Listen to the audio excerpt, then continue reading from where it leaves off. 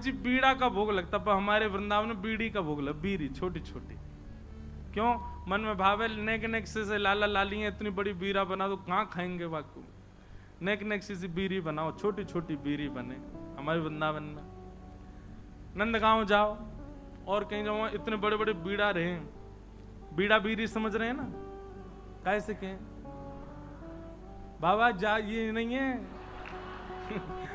बाबा दूर तक कर रहे हैं, वो बीड़ी नहीं है, बीड़ी पानते के बीड़ी। जय हो भैया अरे राम प्रियालाल जी की सेवा में बीड़ी बढ़िया भैया, मैंने पूछ ली। पान की जो सेवा रे बात बीड़ी के हैं, और बीड़ा के वो बड़ो रे, छोटी रे वो बीड़ी। तो छबील दास जी तांबुली, ये भी देवबंद के थे। इनको भी महाप्रभु जी की बड़ी याद आई, और आप भी महाराज सब छोड़ छाड़ करके वृंदावन आ गए। बोले कि वहीं जाके छोटी छोटी बीड़ी बनाऊंगा, राधा वल्लभ लाल जी को पवाए करूंगा। आए, आकर के महाप्रभु जी के चरणों में प्रणाम किया, और प्रणाम करके कहा मुझे सेवा प्रदान करो। बहुत ध्यान से सुनना सब लोग।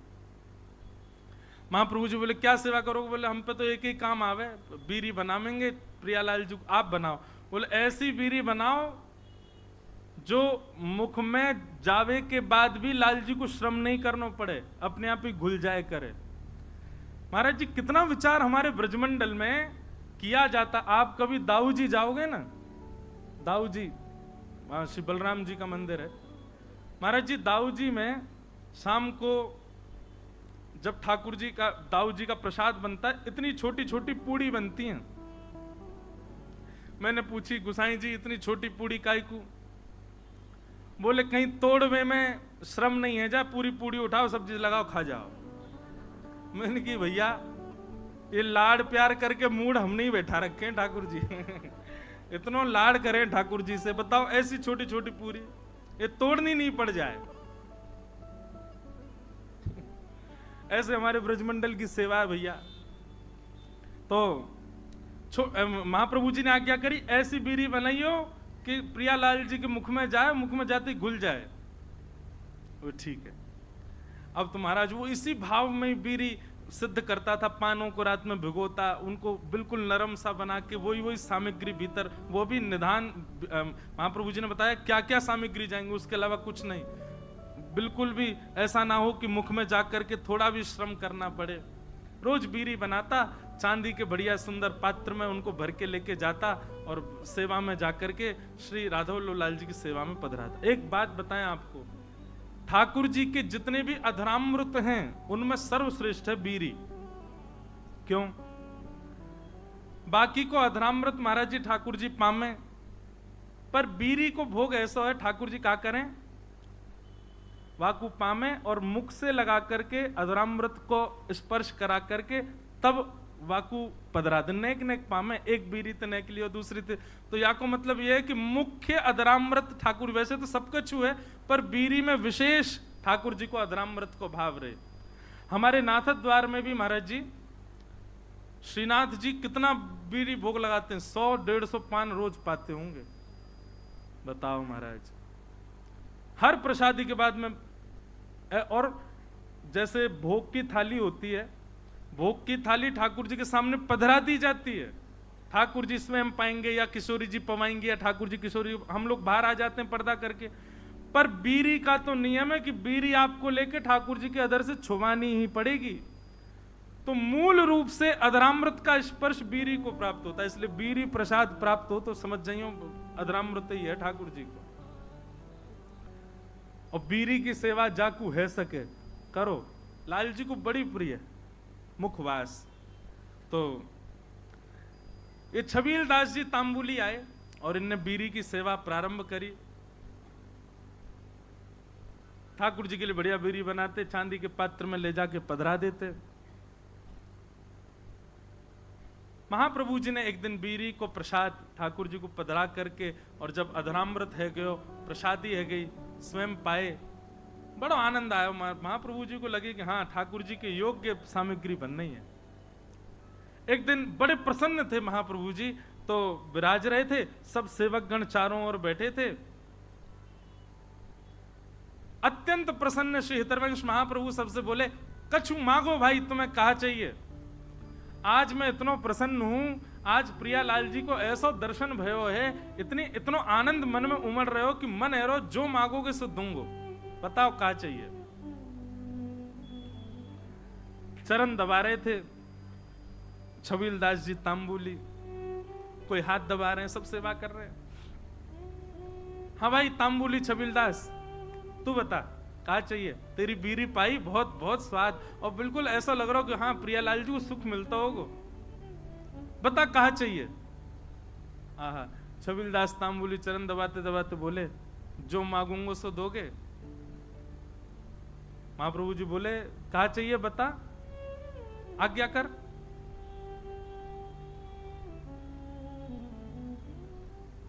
सावधानी से सुनो, बता कहा चाहिए।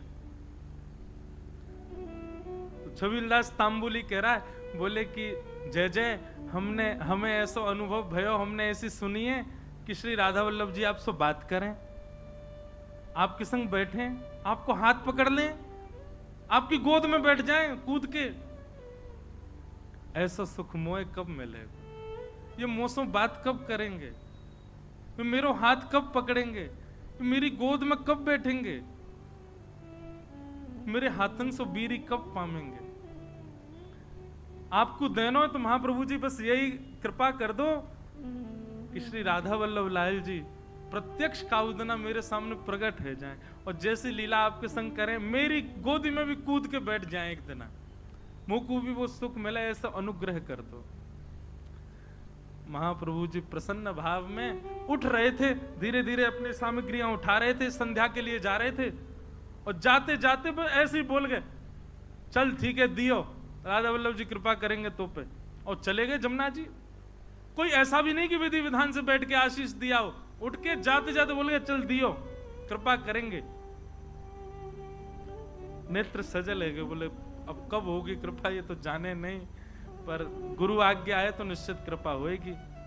स्नान ध्यान करके वो भी बीरी की सेवा तैयार सिद्ध करने लगो, और बीरी सिद्ध करके महाराज जैसे ही लेकर के राधा वल्लभ जी मंदिर में आयो, संयोग से कोई भी नहीं मंदिर में, अकेलो छबीलदास तांबुली। बीरी भोग लेकर के भीतर गए, ढूंढन लगो, कोई सखी मिले, सहचरी मिले, कोई सेवक मिले तो दम भैया अंदर पधराए दो। जैसे ही समीप गयो तभी कहा, देखो युगल सरकार दोनों एक दूसरे गले में गलवैयां डाले, अपनी एक एक कमर पे हाथ धरे, और मंद मंद मुस्कुराते भय अपने एक दूसरे के प्रति ऐसे शीश झुकाए करके, और वह तांबुली को देख करके और मंद मंद मुस्कुरा रहे हैं, और मंद मंद मुस्कुरा करके श्री जी इशारों कर रही हैं, इतकुआ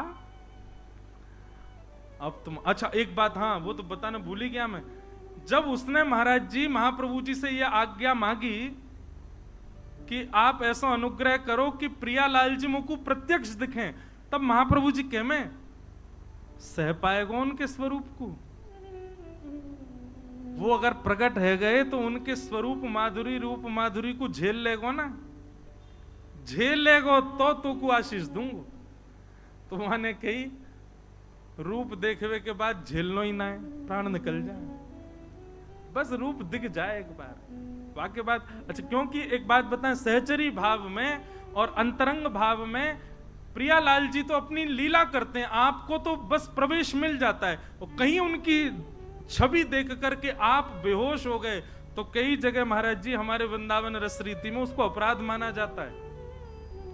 आपने जरूर अपनी गुरु निष्ठा में कोई कमी छोड़ी होगी, जरूर अपनी निष्ठा भाव, इसीलिए आप उस छवि के भाव को सहन नहीं कर पाए। इसलिए महाप्रभु जी ने कहा झेल लेगो, झेल पावेगो स्वरूप को। छबीलदास बोलो आप कृपा करोगे तो सब संभव हो जाएगा। तो महाप्रभु जी कहेंगे हाँ ठीक है होगी कृपा।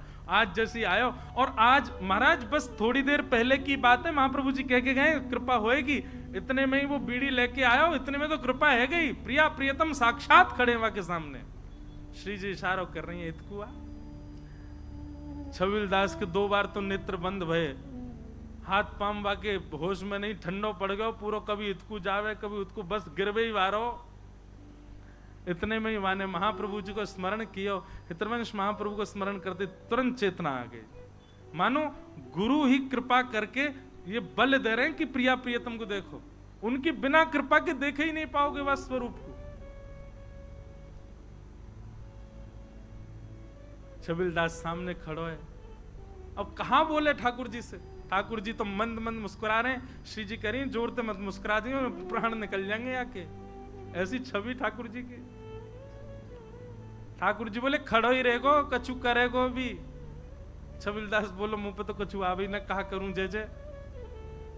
बोले कहा करूं कहा। वो दूर डिबिया लेके खड़ो बीरी की, इतकुआ बीरी पवा। और वो गयो महाराज, हाथ पाम कांप रहे वाके, ऐसे डिबिया खोल के और ठाकुर जी के आगे पधराई दी।